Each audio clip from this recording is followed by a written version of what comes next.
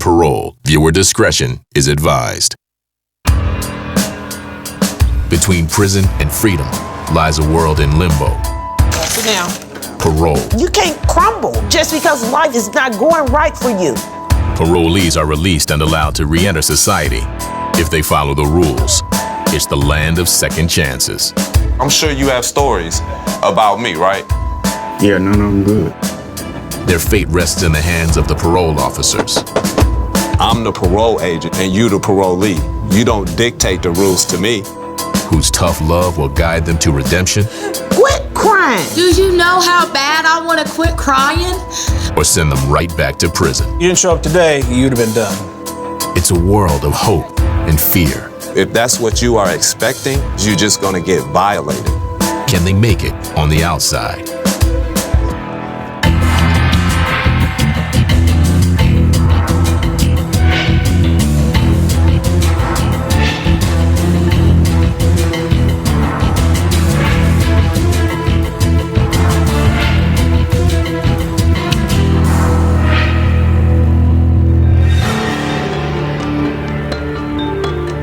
Life for Indiana parole agent Denise Jackson is, in a word, stressful. Lord Jesus, we got hell breaking loose. Sometimes I wish I had more time. You should have your son on your card at all so that I can give my clients the attention that they really, really need. Denise has been working parole in Indianapolis for the past 12 years. Her weeks are packed full, at times handling up to 140 parolees. You can't help everybody. I can't choose my battles. My battles choose me. Today, her battle is with 32-year-old Cheyenne Howell. Okay, Shannon. I have Cheyenne coming in today. To the left, to the left. She's been on parole for about 6 months. Cheyenne's addiction to prescription pain pills landed her in prison. Cheyenne, first of all, you look like crap. What you been crying for? What's been going on? I went to court today. I was nervous. What you go to court for today? For the incident over the dogs, the girl hitting the dog. A recent run-in with police has put Cheyenne's parole in jeopardy. I was gonna bring you the police report, but it's full of lies, so... Sit down. 3 nights ago, Cheyenne was arrested after fighting with a woman who allegedly hit her dog with a car. It's so hard. She flew about 15 feet in the woods. The police were called and found a prescription pain pill in Cheyenne's pants pocket. A pill she claims belongs to her boyfriend, Jason. Cheyenne is addicted to prescription pills. When she's more depressed, she pops more pills. I'm gonna search her purse to see if she has any pills on her. I was in boxers and a tank top when I realized the dogs was gone. I threw on his Superman pajama pants, and they're trying to say there was a pill in there. Well, I didn't know. Jason gets those pills. I've been clean. So what you go to jail for, Cheyenne? Possession of controlled substance, misdemeanor battery. The possession charge is a Class D felony, meaning Cheyenne could get up to 3 years in prison for carrying 1 pill. Turn around. Who beat you up? The girl. They didn't listen to me, Miss What Jackson. happened? What happened? Can I show you my arms? When Cheyenne came in here all bruised up and everything, I'm thinking, what the hell? I cussed her out and started screaming at her when she hit the dog. I want to show you. Nah, don't be. I still got clothes on. They did not take pictures of none of my injuries. When you're dealing with an addict, expect the unexpected because they would do any and everything to try to confuse you. Come on, let's go drive and come back. It's time for a drug test, known as a drop. You know, my whole Get life. your stuff and let's go, because I'm about over this one.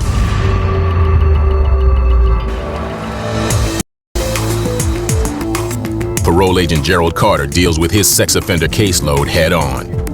Being on parole with me, you're gonna have to follow the rules. At what point did I approve you to go to that job? Sit it there. Everybody that comes on parole with me know that. I don't want no time for that. I did not know that you had to check the address. One of the hardest things about being a parole agent is that you're always looked at as the bad guy. That's an obvious violation, man. You're gonna get locked up.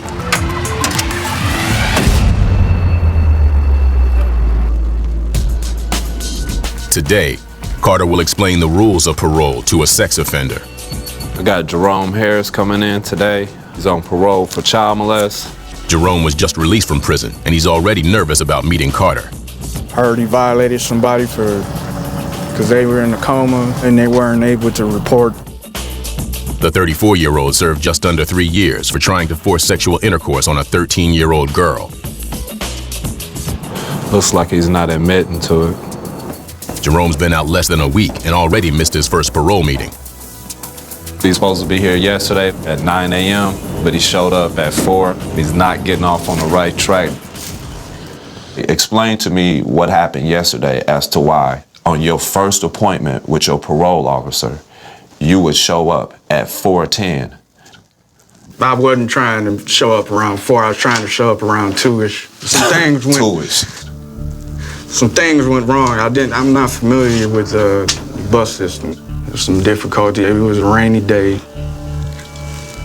When you was locked up, I'm sure you have stories about me, right? Yeah. None of them good. Right, so wouldn't you show up at 8 to make sure I'm on the right page with this guy that I done heard these horror stories about? Don't that make a little bit of sense? My clients go back to prison often.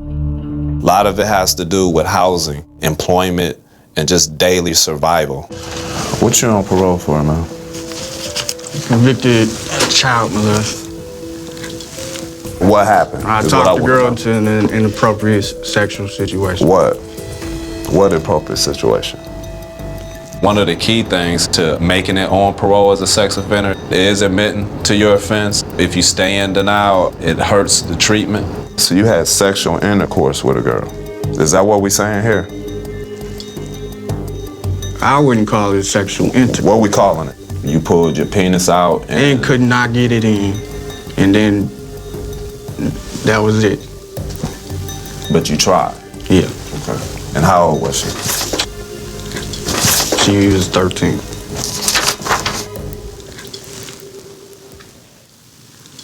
I'm glad you finally gonna get past that part, man, because you try to deny it. It's gonna be a hard road.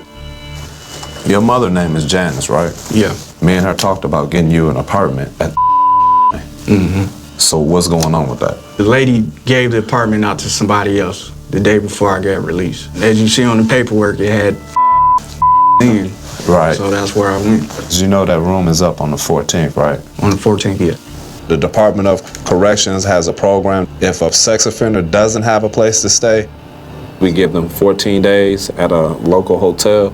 After that 14 days, they have to provide their own place to stay. You got any questions? Yes, how long does my parole last? 4/6/2017. So this parole for 5 years? Mm-hmm. Get you some copies of this stuff so we can go upstairs. Let's go make copies. We just got done with the meeting with Jerome. I'll see you on the 15th, man. All right. All right. Still seems to not be taking parole seriously. I didn't expect it would be 5 years of parole. It seems kind of rough. This may be a little rough situation with Jerome. I'll see what happens. Coming up on Parole Diaries. Marijuana's in your system. Can't be, I haven't smoked. Say it. Stop. Have you ever been a member of a gang? Yeah, I was in a gang. I was in a gang. And later. You're a grown man. It's up to you. I believe it's embarrassing if your mom has to talk for you in regards to anything at this age.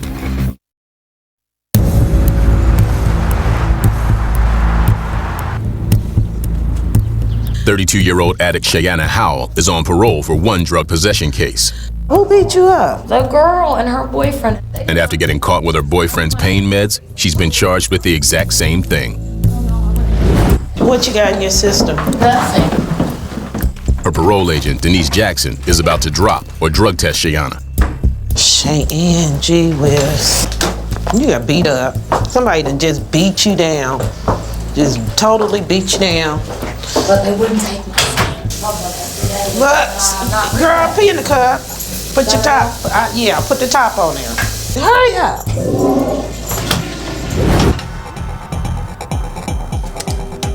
"5 years as a parole agent in Indianapolis have taught John Taylor that there's no such thing as a typical parolee.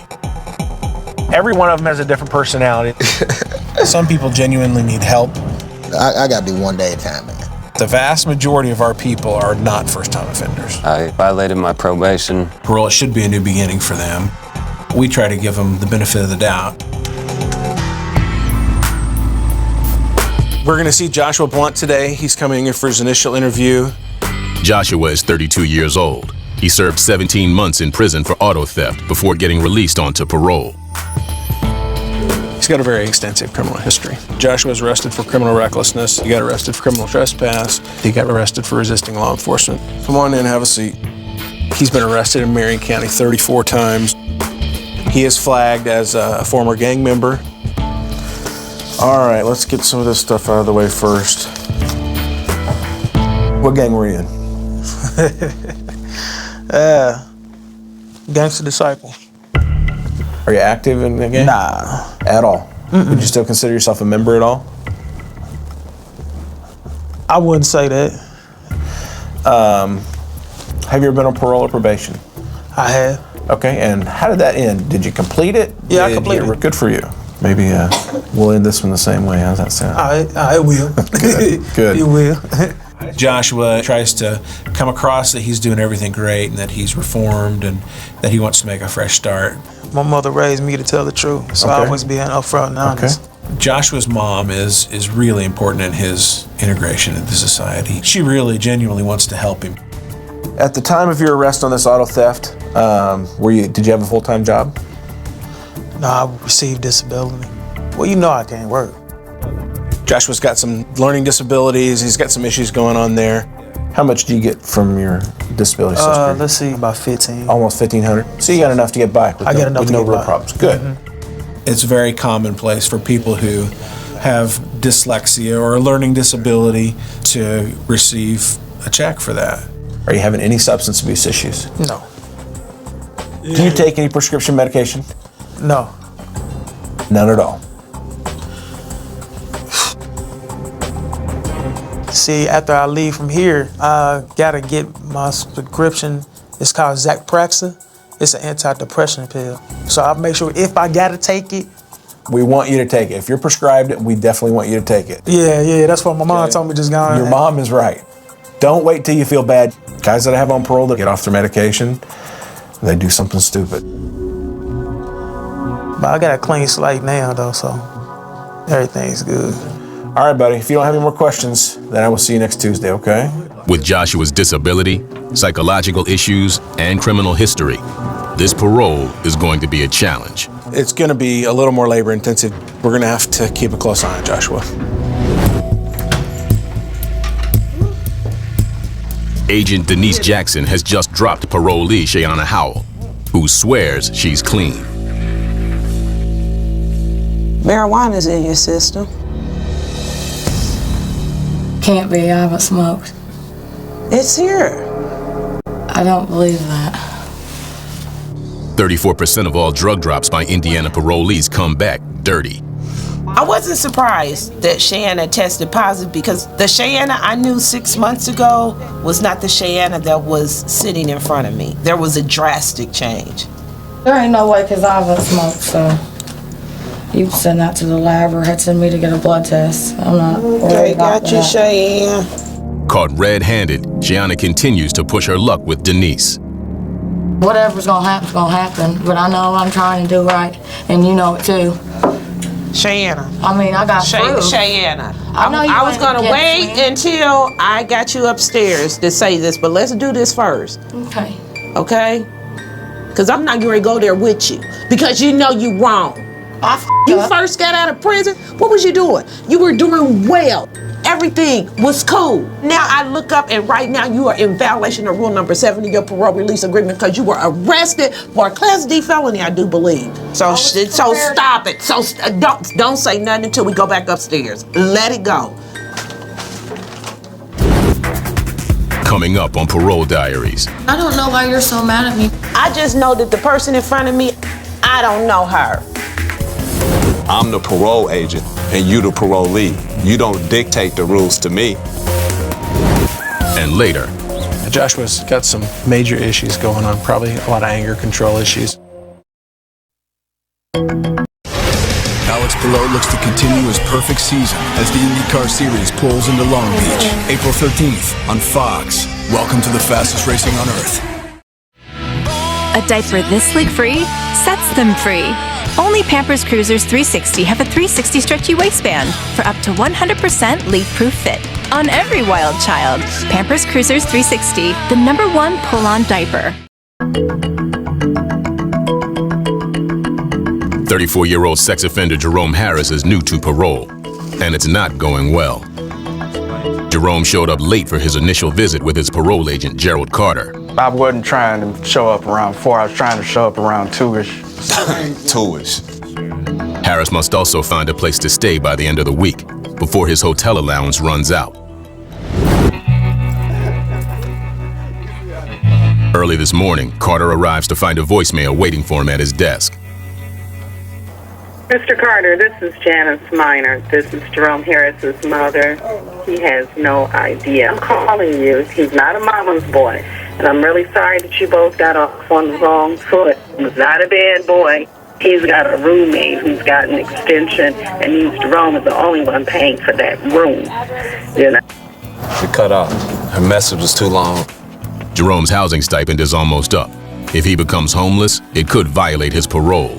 This is a simple case of his 2 weeks is up and he wants an extension at the hotel. I don't give extensions. When I see him, I'm gonna tell him if he wants to continue staying at the hotel, he'll have to pay for it himself. Okay, you rode the bus, right? Yes. Okay. All right, come on. The next day, Jerome arrives with his mother to meet with Carter. Okay, as far as housing, I'm struggling financially right now. I'm 3 weeks away from getting a divorce. I had to submit papers to court to keep from being sued myself. Jerome's mother came in because we had issues with housing. She was supposed to have an apartment for him when he got out. So when will you have the money to provide a place to stay? Maybe when I have a full-time job. Right now, I'm using unemployment. That's the bottom line of it. Can you provide a house for your son? Not me provide it, but you. My home is up for auction. The court is going to decide what's going to come of that. The impending auction means Jerome cannot stay at his mother's house. It's really not on your mother either, though, because you're a grown man. It's up to you. I believe it's embarrassing if your mom has to talk for you in regards to anything. At this age, maybe that's something she's used to doing, speaking up for her son. Where'd you stay at last night? I was up at the motel. So you have not stayed anywhere else but the hotel? No. Every night, have you stayed at the hotel? Staying anywhere besides your approved address can get you sent back to prison, otherwise known as DOC for the Department of Correction. Jerome, look. This is where we run into issues at because this is not a hard question. I got stranded last night. I don't have no transportation card. A person needs time to get themselves together. You just release a person out of DOC and then say, here, perform. You went to the DOC because you committed a crime. And while you in the DOC, you're supposed to be setting up a plan on what you're gonna do when you get released. That means employment, that means housing. An extension for like 2 weeks. It could help. It's not up to the state to keep paying for you. If that's what you are expecting, what's gonna end up happening is you're just gonna get violated.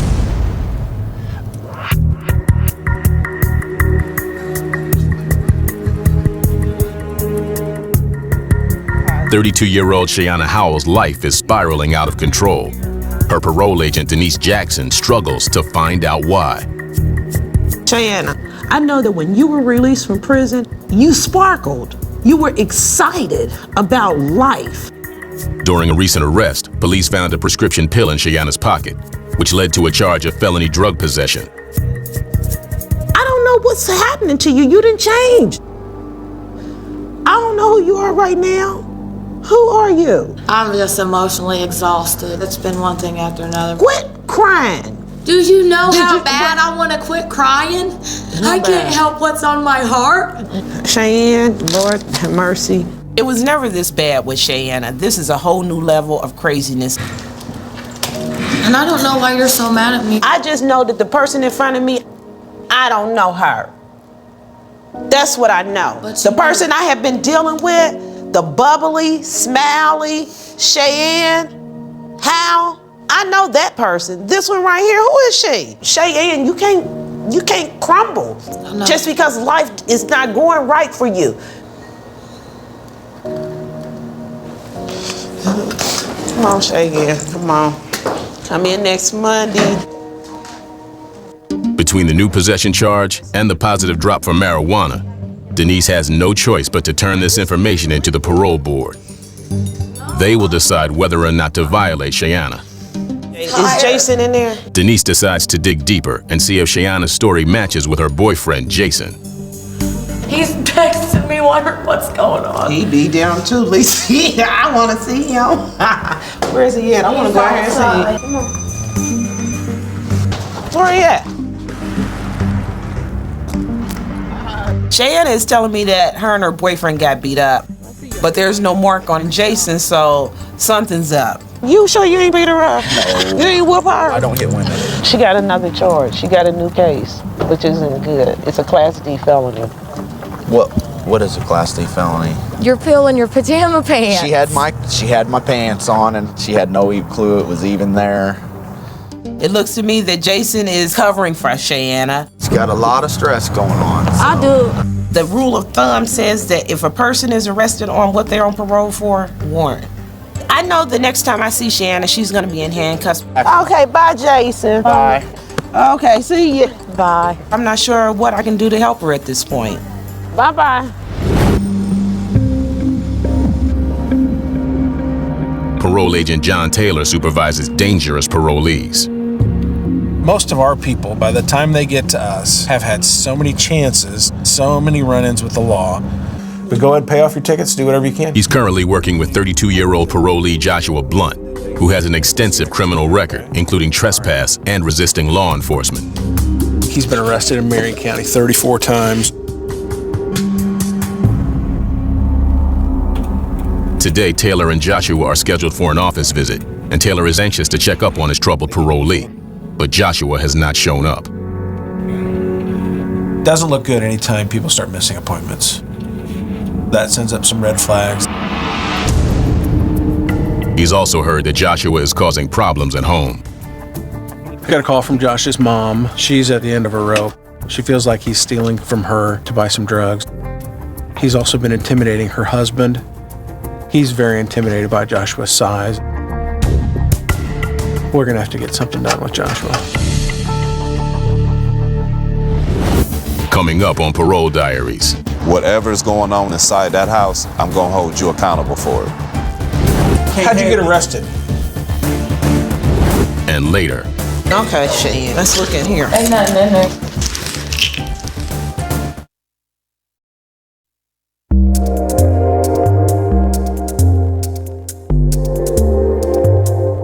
Parolee Jerome Harris's 2-week housing allowance is about to run out, and he has nowhere else to live.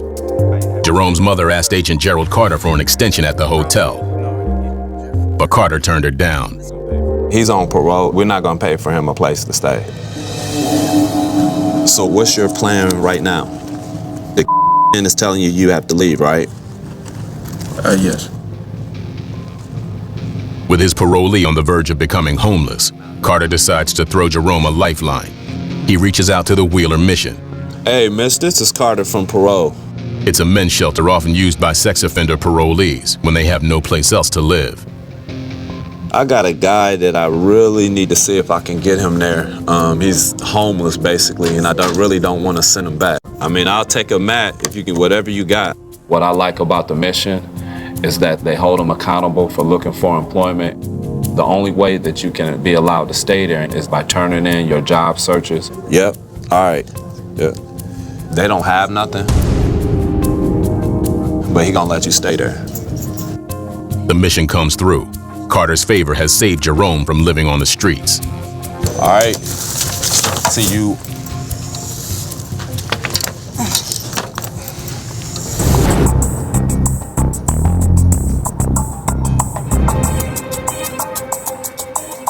Parole agent John Taylor is worried. I haven't seen or heard from Joshua in almost 2 weeks now. Joshua Blunt missed a scheduled office visit. Joshua told us about some of the meds he's supposed to be taking, and sometimes he doesn't take those. That's not good. Today, Joshua has finally resurfaced. Okay, have a seat. All right, what the hell happened, Joshua? All right, this is what happened. You were supposed to come last Wednesday. Right. The day I was supposed to come see you, I got locked up. How'd you get arrested? Getting locked up could violate Joshua's parole. I was over my girl's house, walking down the street. They swarm around me. They got around me. You got any drugs on? You got this? I said, nah, sir, no, I don't got nothing on me. So they patted me down, and he said, well, you got 2 warrants. I said, warrants? I can't have no warrant. Come to find out, it was a warrant. But I told him that I was on parole and everything. They didn't even call my mama. It turns out that he was in custody, in jail. He was arrested for mistaken identity. Someone had used his ID while he was locked up and caught a driving charge. The case of mistaken identity cost Joshua 2 days in the Marion County Jail. You've got to do a better job of keeping in contact with me. Yes, all right? sir. Yep. If you hadn't shown up today, I was going to lock you up. Yeah, I already know. I mean, I got you, Miss Tom. All right, now what do you need to talk about? Man, basically, I've been stressing. Tell me somebody that comes to this parole office that's not stressing. I mean, I know everybody got issues, everybody got their flaws and everything, but I just need some advice on that. Somebody was telling me that y'all get jobs from people, like get paid like just cleaning up and stuff. Cause I only get $1,500 every month. $1,500 a month is plenty of income for you. Mm-hmm. That's a whole lot more than most people in your predicament are getting. If you receive disability, that's supposed to be because you can't work. Oh, that's what I need from you. A guy was up there telling me about a program where you can get you a job up under the table. We don't give jobs up under the table through reliable programs that we have, right? Asking your parole officer to help game the system is grounds for violation. But Taylor considers Josh's mental state before taking drastic measures. I think that Joshua sees just an opportunity. If I'm getting this check over here and I do a little work somewhere else, that it's just okay, it's just more money for me. You can't go get a job and still collect your disability. Yeah, no. It doesn't work like that. They call that abusing the system. To ask your parole officer how you can cheat the system is probably not the smartest thing in the world to do. I'll see you next month. Yeah, good luck. Mr. Make sure you keep yourself straight, all right? Yeah. Have your mom call me if she needs anything. Whose bicycle is that? I can't have no warrant. Come to find out, it was a warrant. But I told him that I was on parole and everything. They didn't even call my mama. It turns out that he was in custody, in jail. He was arrested for mistaken identity. Someone had used his ID while he was locked up and caught a driving charge. The case of mistaken identity cost Joshua 2 days in the Marion County Jail. You've got to do a better job of keeping in contact with me. Yes, all right? sir. Yep. If you hadn't shown up today, I was going to lock you up. Yeah, I already know. I mean, I got you, Miss Tom. All right, now what do you need to talk about? Man, basically, I've been stressing. Tell me somebody that comes to this parole office that's not stressing. I mean, I know everybody got issues, everybody got their flaws and everything, but I just need some advice on that. Somebody was telling me that y'all get jobs from people, like get paid like just cleaning up and stuff.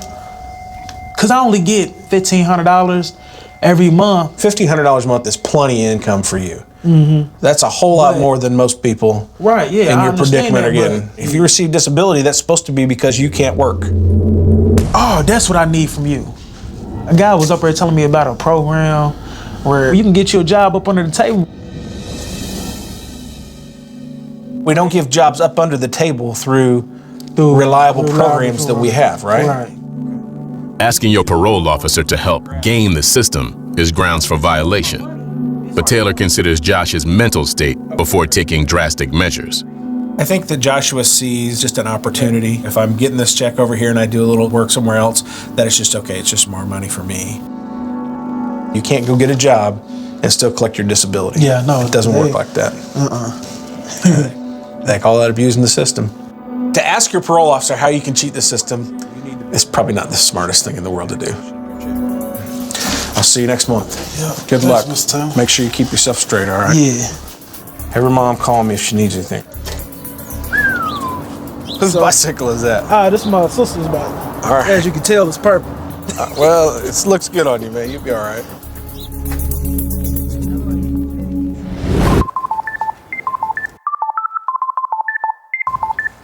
Agent Carter is checking the addresses of parolees on his computer.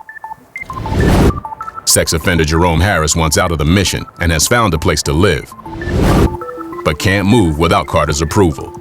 This right here is Jerome's potential address. I'm looking around the area to see if I see anything. This is like a baseball diamond, looks like. Parole rules forbid sex offenders from living within 1,000 feet of any school, daycare, playground, or any place where children congregate. I'll put a dot right there and go up. We're at 1,100 feet. So as of right now, this address is fine. But computer images can't tell the whole story, so Carter hits the road. He's not about to put the public at risk. You still need to go out and physically check the area because a lot of people have licensed daycares in their homes and you can't see that on Google Earth. Carter surveys the neighborhood, keeping a lookout for spots the computer may have missed. Anything that children may be prone to congregate at, basically what I'm looking for. From what I see, it looks good. Looks like this is gonna be a clean address for him.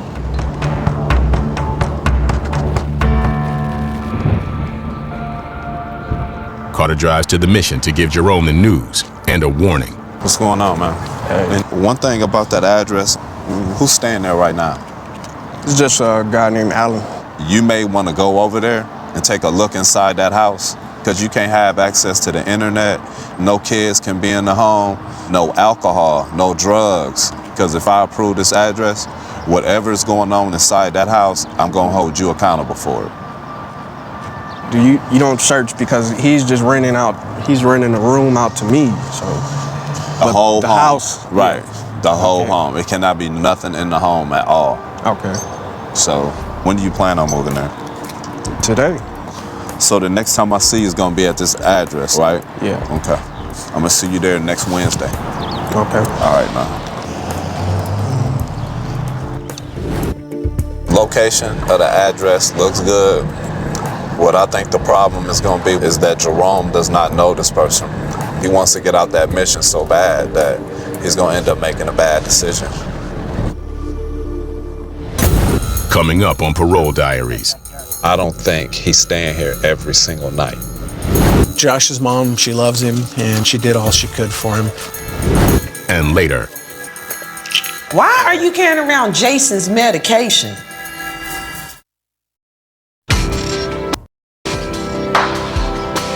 Indianapolis parole agent John Taylor has been struggling to keep his parolee Joshua Blunt on track.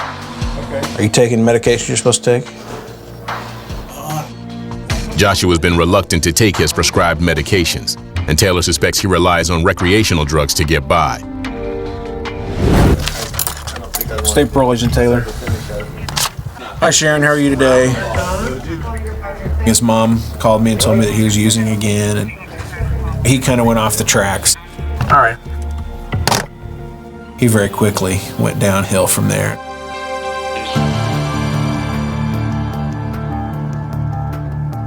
The next day, Taylor receives even more disturbing news.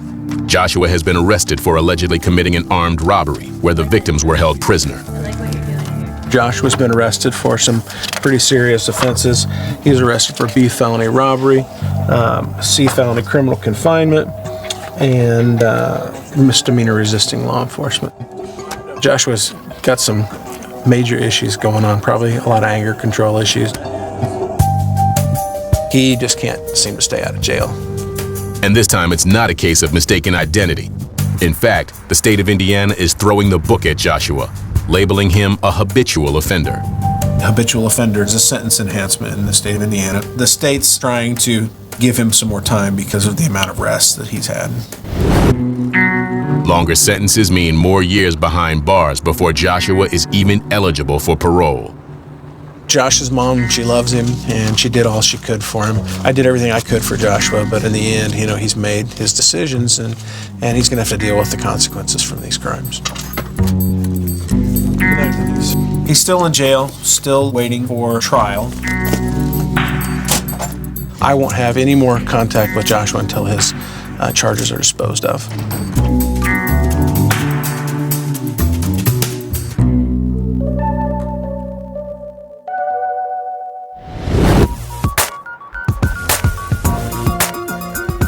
Agent Gerald Carter has okayed parolee Jerome Harris's request to move to a new location. Today, Carter will make a home visit to check for potential violations. I'm just gonna be looking to see if this is a home that may have some type of illegal activity in it.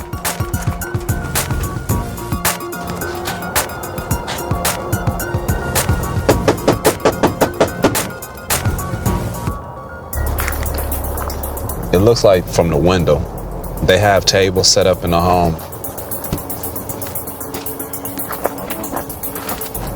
I don't know if that water was on. When I tried to turn on the water faucet, it didn't seem like it was on. It kind of looked abandoned, so I kind of wanted to see if there was any water running. It's a scheduled visit, so Carter is concerned that his parolee isn't here. As of right now, I need to make sure that he's staying here, and I also want to get access inside of the home. So I put 2 notes, one in the front door, one in the back door. The notes instruct Jerome to come to the parole office tomorrow morning at 8 a.m. If he doesn't show up, Carter will know he didn't stay here tonight. I don't think he's staying here every single night. And until I find that out, I'm not going to schedule any more visits with him. They're just going to be all surprise visits.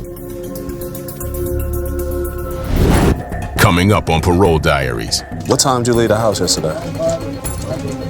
Do you stay there every night? Nobody puts me in the program. Nobody will help me.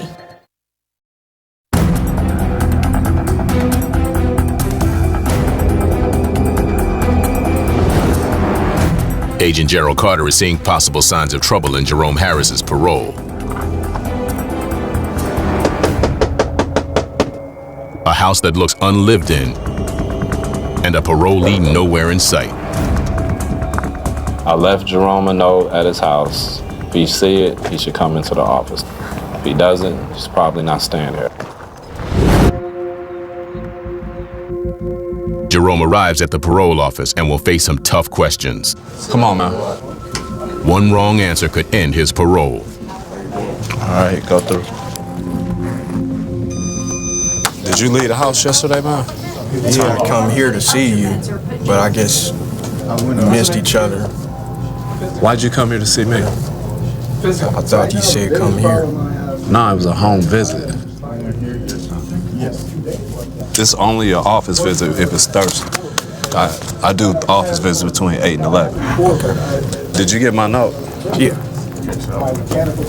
When'd you get it? When I came back here, about 5 o'clock.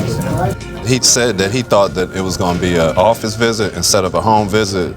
I'm kind of concerned about that because maybe he doesn't want me to get inside the house. Hey man, this next visit is going to be at that house, so I need you to be there, okay? I'm going to be there on Wednesday. Okay. But make sure that you're there, man. I'm still suspicious, but I'm going to give him the benefit of the doubt. I'm going to just wait till I get inside of that house and see what's going on. Wednesday comes and Carter heads to Jerome Harris's house. When I go to Jerome's place, I'm gonna be looking for signs of alcohol, drugs, pornographic material. The parolee has been living at this new address for 2 weeks. We checked the home for everything. Nothing's off our radar. What's going on, man? Where's your room at? You staying here every night, man? Yeah. Is this your stuff right here? Yeah. Huh? Any issues right now? No. There's no alcohol or nothing in the home? No. Let's go to the kitchen, man. Mind if I check your fridge out real quick, man? Out of the way. Is freezer open? You got a step on it. All right, gotcha.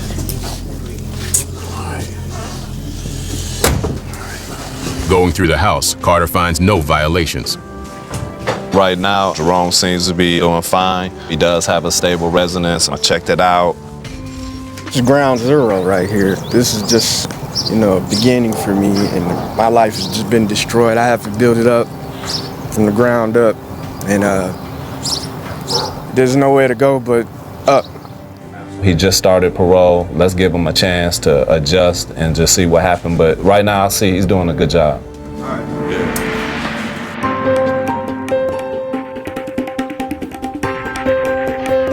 Parole agent Denise Jackson is trying to help Shayanna Howell stay out of jail, but Shayanna is on thin ice. Shayanna's in real trouble. She's on parole and she caught another case. Police caught Shayanna with a prescription pain pill that she claims belonged to her boyfriend, Jason. And I said, oh, you got peach pills? I mean, I didn't even know what the pills looked like. Shayanna faces the very real possibility of going back behind bars. I think Shayanna needs help, not punishment at this time. But it's not up to me. The parole board has the final say on whether Shayanna will be going home tonight or going to jail. You all sweaty and stuff. Don't breathe on me. Okay, Shayanna. Let's look in here. Your kids. Ain't nothing in there. Shayanna. Benadryl. I'm sick. But Shayanna just can't stay out of trouble. More pills? Really, Shayanna? Denise finds a bottle of prescription. She caught another case. Police caught Shayanna with a prescription pain pill that she claims belonged to her boyfriend, Jason. And I said, oh, you got peach pills? I mean, I didn't even know what the pills looked like. Shayanna faces the very real possibility of going back behind bars. I think Shayanna needs help, not punishment at this time. But it's not up to me. The parole board has the final say on whether Shayanna will be going home tonight or going to jail. You all sweaty and stuff. Don't breathe on me. Okay, Shayanna. Let's look in here. Your kids. Ain't nothing in there. Shayanna. Benadryl. I'm sick.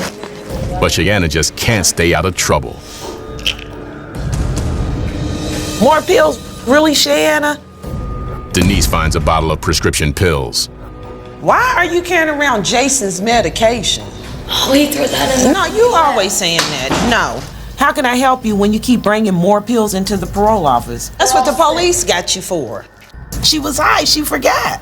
That's part of being high and doing drugs. You literally forget things. Go straight. Go straight. To the left. As Shayanna enters the interview room, she's surrounded by parole agents. This is what she was arrested for before. Since her last visit, the parole board issued a warrant for the pill violation. Yeah, but they're Jason's. They're his pills. Put your hands behind your back. Why am I being arrested? Wait a minute. Wait till I'm done doing this. You got any jewelry on need to be taken off? Just earrings and a necklace. Okay, Shayanna, the reason you were taken into custody is due to your new criminal charges, okay? They got you on a Class D felony for possession of prescription medication, right? That's the allegation that you were arrested for. Right. So why would you have this in your possession? Just ran up here. I didn't want to be late. I didn't want to get in trouble. You on parole for possession of a controlled substance. You just got a new charge of possession of controlled substance. And I look in your purse and I find it again. So this is what's taking place. The parole board has issued a warrant, so I'm going to serve it to you. Shayanna, you got to do something different. Are you done with her? Yes, sir, I am. Thank you, Ms. Jackson. You have a good day. Okay. Whose cups are there? Mine. Denise worries that Shayanna's luck has run out. The worst case scenario for her right now is that she gets convicted for this new criminal case that she had. At the end of the day, I want my clients to be able to weather any storm. You okay? Yeah. So they won't run back to drugs, alcohol, and sex.